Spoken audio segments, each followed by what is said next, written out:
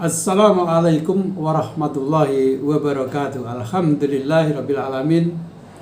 Kita selalu ucapkan syukur kepada Allah Subhanahu wa taala, yang mana Allah telah memberikan kepada kita suatu hidayah yang besar.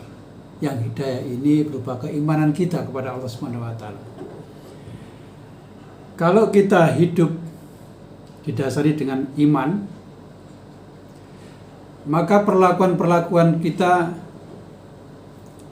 akan selalu disopir oleh iman itu, sehingga perbuatan-perbuatan di dalam organisasi pun kita akan atas dasar iman. Setiap ada berita yang disebarkan oleh pihak PPH SHTPM pasti geger.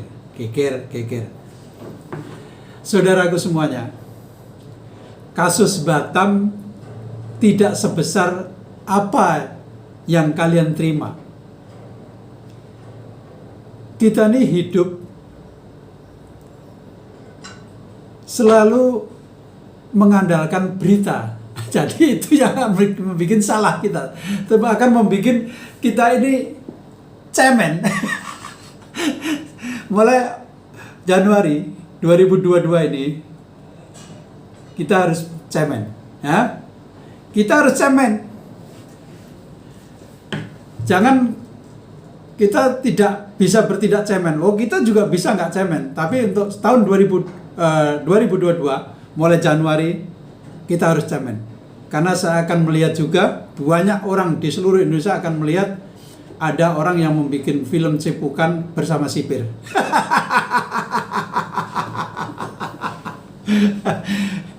Kemudian yang kedua, masalah kasus Batam.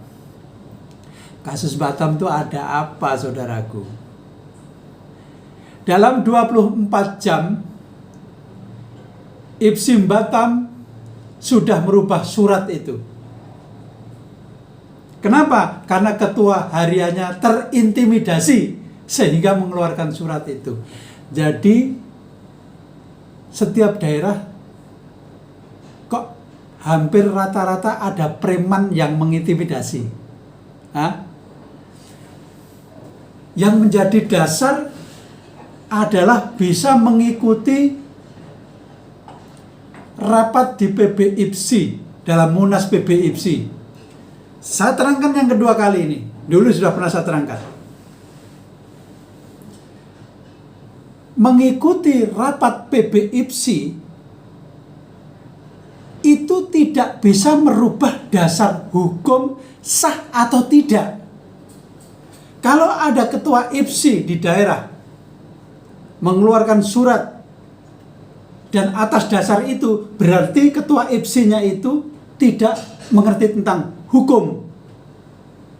Yang pada dasarnya peristiwa di PBIPSI itu adalah kesepakatan antara pihak P16 dan P17. Artinya pihak PSHT di bawah kepengurusan Dr. Muhammad Taufik dan PPSHTPM di bawah kepengurusan Kang Masmur Joko. Dan di dalam undangan sebenarnya, di dalam IPSI itu seharusnya yang datang Masmur Joko.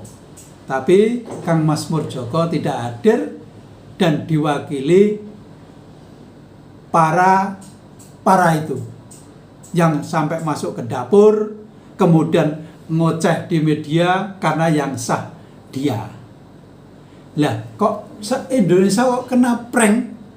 Kok ya percaya dengan prank-prank seperti itu? Apa tidak berpengalaman selama 5 tahun kita ini? Yang di ketua IPSI juga yang di Batam itu, alhamdulillah ketua IPSI merubah.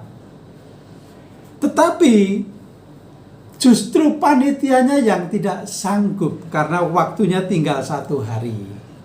Jadi artinya bukan masalah ikut atau tidak ikut. Wong itu acara juga nggak begitu penting sebenarnya. Hanya karena intimidasi sehingga ketua harian membuat surat seperti itu. Sekarang saya mau bertanya, apakah kesepakatan itu bisa menjadikan dasar hukum sah dan tidaknya suatu organisasi? Sudah barang tentu tidak, karena kita punya negara Republik Indonesia ini adalah dasar hukumnya adalah undang-undang. Kesepakatan itu adalah kebijakan yang dikeluarkan oleh Ketua Umum PSHT, Dr. Muhammad Taufik. Kenapa? Karena beliau juga sebagai Wakil Ketua Umum PBIPSI Pusat. Dan beliau juga sebagai Wakil Ketua penyelenggara acara tentang di Munas PBIPSI itu. Maka karena PBIPSI memanggil kedua-duanya, mengundang kedua-duanya, maka dua orang itulah membuat suatu kesepakatan. Siapa yang harus mengikuti Munas PBIPSI? Karena PSHT hanya ada satu suara. Kebijakan Ketua Umum PSHT Dr. Muhammad Taufik meminta kepada pihak Mas Murjoko untuk bisa mewakili Munas PBIPSI. Toh Mas Taufik nanti juga di dalam. Toh Mas Taufik juga menjadi wakil ketua panitia. Jadi kebijakan itulah sehingga PPSHTPM yang mengaku PSHT itu bisa mengikuti Munas. Kalau sama-sama tegas, Mas Taufik tidak mau, ya pasti tidak bisa masuk. Karena besar hatinya seorang pendekar yang dilakukan oleh Kang Mas Taufik inilah sehingga pihak PPSHTPM yang mengaku PSHT itu bisa mengikuti Munas PBIPSI.